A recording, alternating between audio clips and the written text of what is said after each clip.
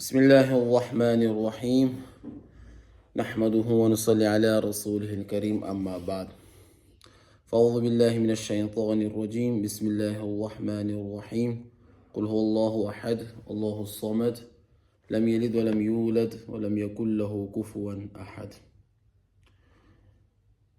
انسان کے مرنے کے بعد ان کی سب اعمال قطع ہو جاتے ہیں، یعنی ترک کیے جاتے ہیں. صرف تین چیزیں ہوتی ہیں، تین، وہ اس کے ساتھ قبر میں جاتی ہیں.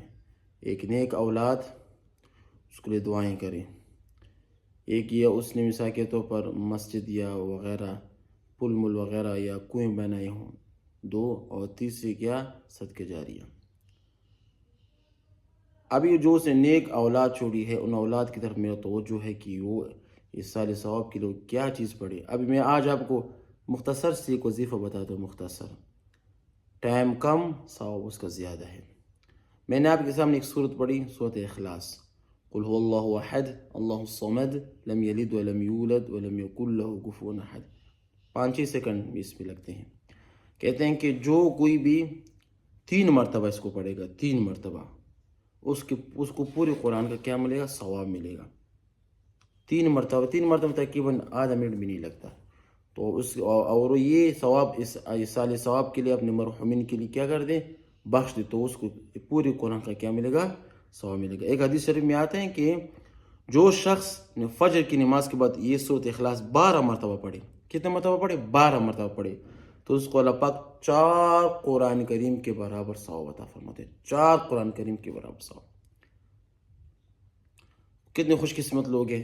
ہمیں چاہیے کہ ہم ہر فجر کی نماز کے بعد یہ وظیفہ کریں کہ جو کوئی بھی 4 مرتبہ سورۃ اخلاص پڑھے گا، 4 مرتبہ اس کو ایک قرآن، اور جو مثال کہ 12 مرتبہ سورۃ اخلاص اس کو کیا کرے گا؟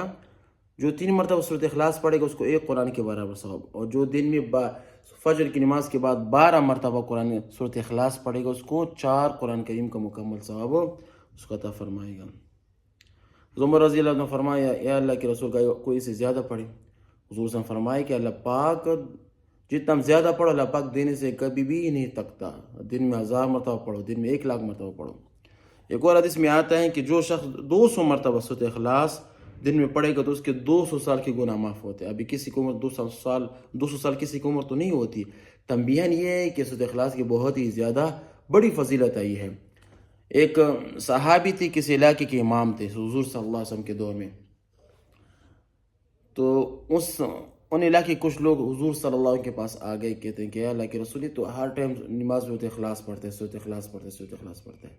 پھر اس صحابی کو آپ صلی اللہ علیہ وآلہ وسلم نے بلایا کہ کیا وجہ ہے کہ آپ ہر نماز میں سورۃ اخلاص پڑھتے ہیں؟ کیا وہ صحابی کیا فرماتی ہے؟ اس کا مفہوم ہے کہ اے اللہ کے رسول، مجھے سورۃ اخلاص سے محبت ہے، مجھے اچھا لگتا ہے کہ میں اس کو پڑھوں.